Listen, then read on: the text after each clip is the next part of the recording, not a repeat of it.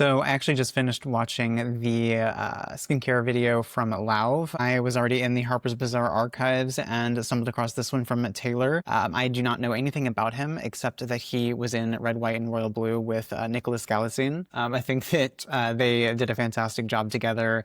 An absolutely adorable movie. I think something that, even though neither of them actually identifies as queer, as far as I'm aware, interesting and nice to have, high levels of production for movies that represent queer people.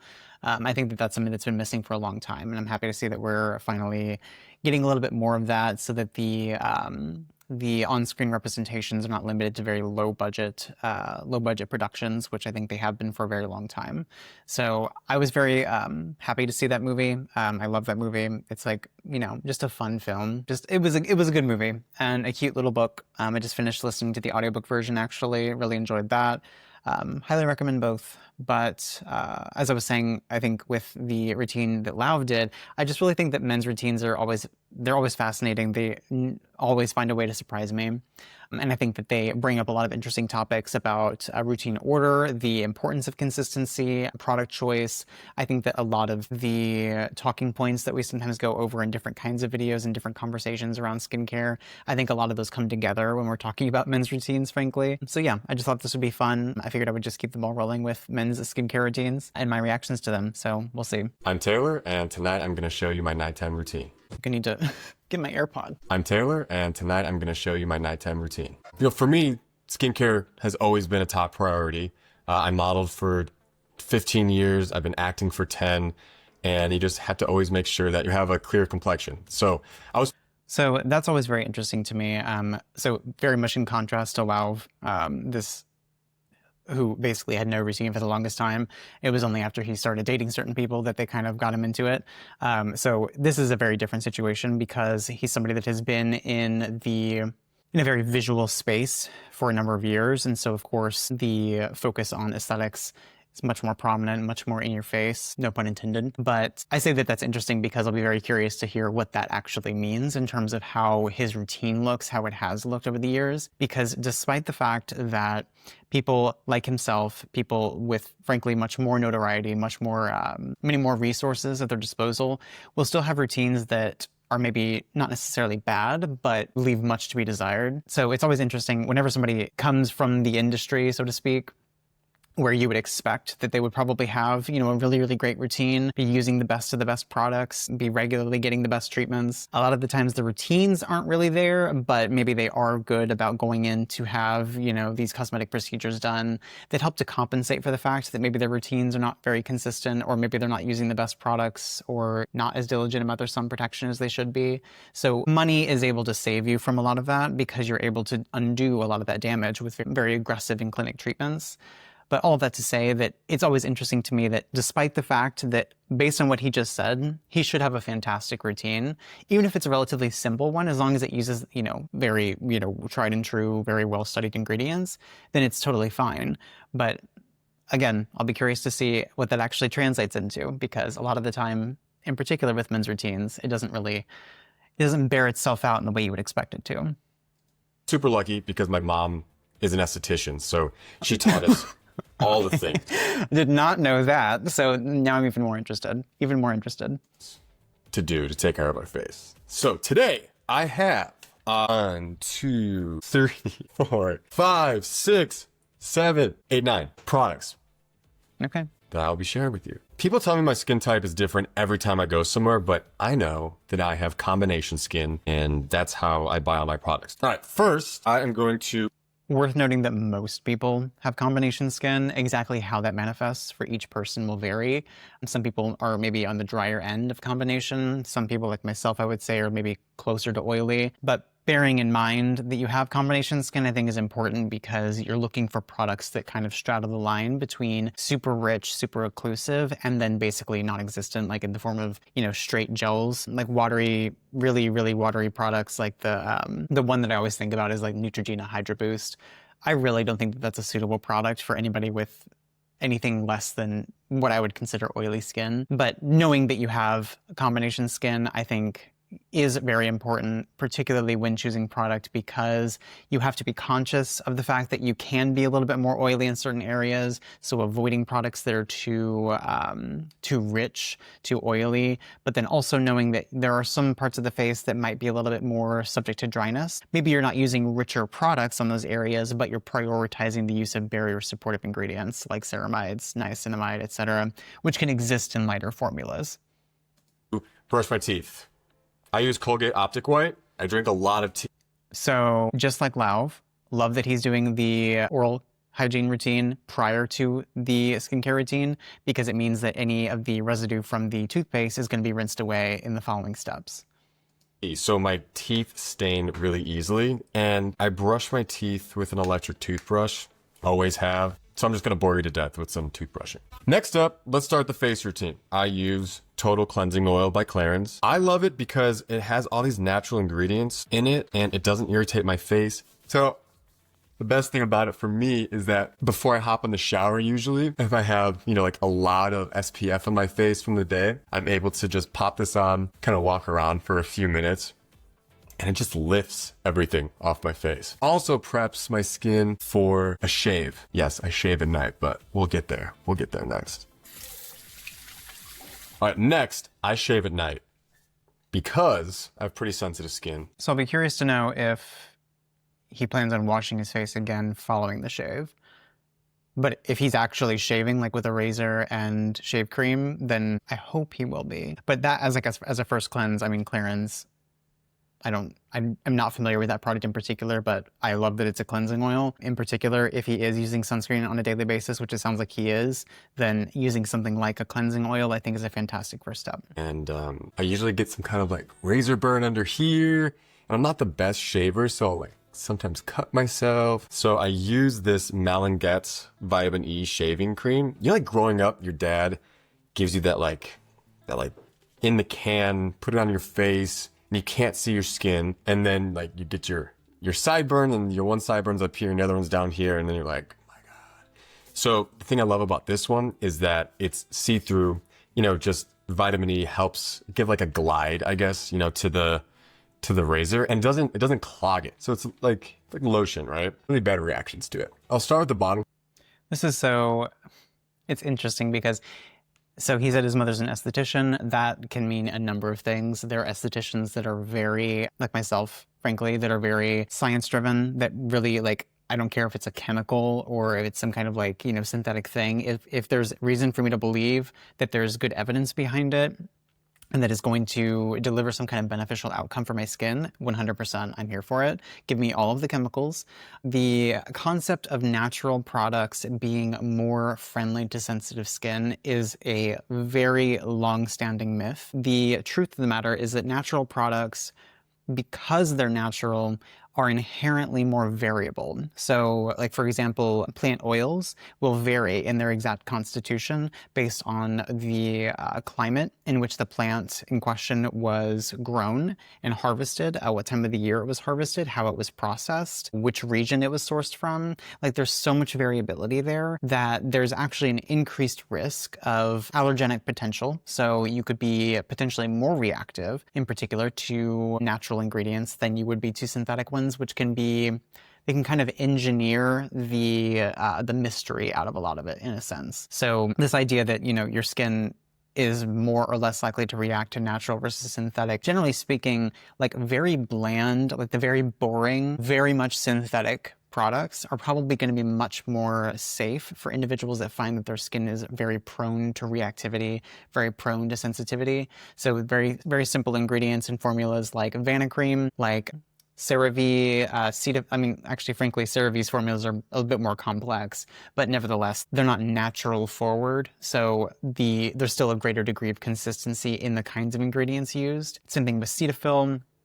A lot of these, they engineer some of the questions out of some of the products, whereas with more natural products, there's inherently a greater degree of variability, even with the processing, that all of these products, natural or not, inevitably go through. But to say that because something is natural, it is inherently less likely to cause a reaction is just fundamentally inaccurate. But there are estheticians, I'm assuming kind of like his mother, and again, don't know anything about her, but based on the philosophy that he has put forth so far, she probably is one of those that leans a little bit more toward the natural products. My mother, who's also an esthetician, is exactly the same way. She prefers what she considers natural products and ingredients, very much in contrast to me.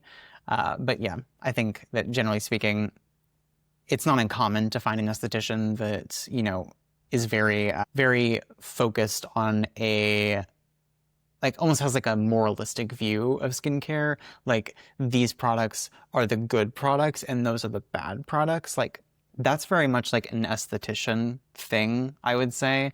Less so with dermatologists. I think that they're just more so like, just keep it simple and use this thing that has been like tried and true for years. And so then they'll point you toward ingredients, or products rather, like Vanicream, Cetaphil, CeraVe, etc., because they're just tried and true, not because they're like, not because the other products are like bad, but because they're unknowns, right? Whether it's because they use natural products or because they use all synthetic products, but they're these really complex and gimmicky or trendy formulas, so on and so forth. Whereas estheticians, there's very much a population of estheticians that are committed to the idea of natural products being best. Some estheticians are even, you know, very against like injectables. I don't know. It's very interesting because like there's also like there's injectors that are very against surgeons and surgeons that are very against injectors. It's all very interesting. But all of that to say, natural does not mean better. First, neck up, and my dad. He also has this like tingly feeling, which I also like. So that's potentially irritating. So as much as he might enjoy the feeling, menthol, for example, can sometimes give like a tingling, like cooling sensation to the skin. It can technically cause irritation. There's, again, some additional considerations there. Also, if he tends to find that he experiences razor burn, it might be, if he's modeling or if he's acting, like, he won't necessarily have complete control over the exact way that his facial hair is presented. And so obviously under certain circumstances, it's kind of like, well, no, they need me to shave, and so I'm going to shave. But on a day-to-day basis, if he's not actively filming or going to a photo shoot, for example, then he could probably get away with what Lauv does, like what I do, and use a trimmer with a very short or virtually no guard. And so you can get close to a shave, but you're reducing the risk of irritation because you're not getting quite as close to the skin. So particularly if he's experiencing like razor burn or like ingrown hairs, for example, which are also more common in people with a darker complexion like he clearly has. So, you know, there's a couple ways that he could get around that without necessarily using what is now beginning to sound like a potentially irritating shaving formula. You know what? Who taught me how to shave? I don't think it was my dad. And I don't think my dad taught me how to tie a tie either. I think I was too embarrassed to ask him. I just went online, and this is when YouTube was first coming up. I think I just used to watch my dad shave and pretend to shave in my bathroom, so then I was like, I don't know how to shave. Yeah. All right, are these even? I do the hair person thing. Yeah, that looks even enough to me. All right, so next, toner. I love Clarins Soothing Toner. It's kind of gooey, right? It's not like water. So he's not going to cleanse his skin with an actual cleanser following the shaving, which isn't the worst thing. I will sometimes shave or, you know, use my trimmer following a first cleanse and then follow it with a second cleanse, like almost like as a half step. But it also kind of depends on what you're using as your shave medium. I actually, more often than not, I'm using a cleanser as my shave medium, or glide medium rather. So it kind of depends, I would say. But if you're just using something that is a strict shaving product, I mean, it might still have some surfactants in there to allow it to rinse away. But I would generally recommend still going in with like a very gentle, of course, but dedicated cleanser after the shaving process. Just because, like, for example, even if there is like some kind of surfactant action there, that doesn't mean that so maybe you could say that like that area was double cleansed, but what about the forehead? What about the nose? What about the rest of the neck? You know, behind the ears, etc. So I think that following the shave step with a dedicated second cleanse is generally a good idea. It ensures that, because shaving cream or dedicated shaving products in general are not meant to be left on the skin. So you're ensuring, again, similar to the issue with the toothpaste, you're ensuring that there's no residue of any product that is not intended to be left on the skin left behind. And so I think that generally speaking, for most people, it's probably worth going in with a dedicated step, even if that is just like, I hesitate to say like, even if it's just like a water rinse all over the face again, but that's not the same as a, you know, a true second cleanse. It'd be different if he was doing this in the morning. If he was doing it in the morning, I would say he could probably just go straight in with the shave cream on damp skin and finish the shave, and then do like a quick water rinse. Maybe use like a washcloth just to like make sure that, you know, any excess debris or product from the night before is removed. But if this is your evening routine, particularly if, like he was saying, like you're using sunscreen, maybe reapplying that throughout the day, and he probably, I'm sure, depending upon the situation, is wearing some degree of cosmetics, I think a true double cleanse is probably ideal. And I would actually say that depending upon the situation, it's probably worth doing a full double cleanse, so step 1 and step 2, before shaving it all, because if there is too much dirt, residue, etc. left on the skin when you go in with the shave, you're just risking more issues, potential irritation. So there's a couple of reasons why I don't love that for him, but yeah, I think you get the point. Generally, the point being, of course, that you just want to make sure that the skin is clean. Following shave, before shave, prior to going in with the rest of your routine. Water, like you'll find witch hazel or a lot of other companies have products that just kind of roll off of your hands. I just wipe it on my face like this, wait for it to dry. Takes a second for it to all soak in.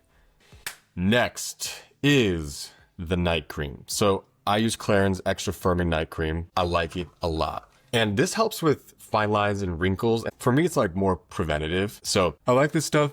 It's thick, but in a good way. You know, it stays on at night. And over the years, I've changed my moisture. I'm very curious now because, again, we're going in with the moisturizer, but he listed like 9 products, or mentioned like 9 products, and I'm assuming one of those is an eye cream. I could be wrong. I'm also, like, even if it's not an eye cream, like all of these other products, so what are these products and why aren't they going on before the moisturizer?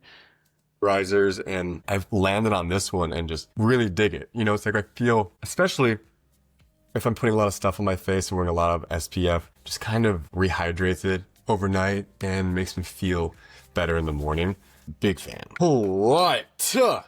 Back to Another step too, or not another step, but another point too, particularly after what is, I would consider a very aggressive exfoliation in the form of shaving, I would not be waiting for my skin to dry before going in with a product, because the glide that you'll get from, you know, sufficiently damp skin is going to minimize the friction when you're applying those subsequent products.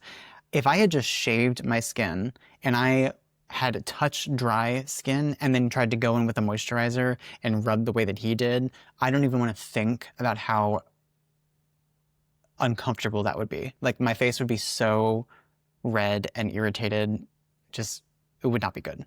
Their under eye cream is dope. Okay, again, so they have a couple under eye cream needs to go before the moisturizer cream, but this one, I like this one. You know, sometimes you put stuff on your face and in like 4 hours, it feels like it's gone, which I guess I'm sure it's doing its job, right? It's like soaking into your skin, doing its thing. But when I use this stuff and I use like a little bit extra at night and put it under my eyes, I wake up in the morning and I don't have, you know, these like dark spots, don't have like the line that goes here. It just kind of lifts everything out and hydrates it. Now, this is kind of like the cherry on top product that I like to use in the winter, or if I'm just super dehydrated, or, you know, just if my skin is feeling kind of funky. It's a True Botanicals Moisture Lock Overnight Mask. Okay. So this stuff, I don't even know how to describe it. It's just like magic in a little jar. It doesn't feel like a mask. Dries super nice and doesn't feel like greasy, doesn't get on your pillow. Yeah. See how you can rub it in and like not greasy, and just kind of like the toner, you wait for it to dry a little bit to move on to the next thing. But I'm a huge fan of overnight masks. As we wait for this to dry, I can't even open this, so I always put chapstick on at night. I might breathe out of my mouth or something, but I always wake up with dry lips. That's kind of gross. I don't have dry lips. I use chapstick.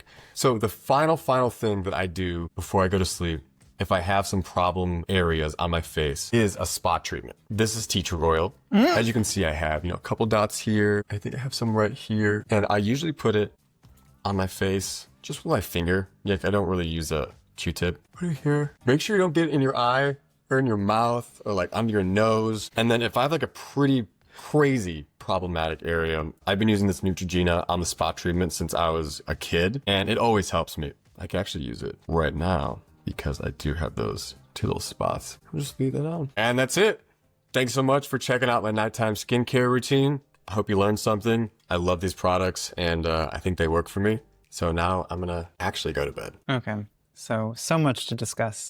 Think that, so the products, with the exception of the tea tree oil, are all fine. I mean, I don't know, like off the top of my head, all the ingredients for each and every one of these products, but using an overnight mask is totally fine. What this sounds like is more like a modern overnight mask, so not like, you know, a traditional slugging situation where it's just like greasing up your face and trying to lock in all the moisture. These are the kinds of masks that I would tend to lean more towards, like the kind that do not even necessarily dry down, but just don't have that really invasive feel to them.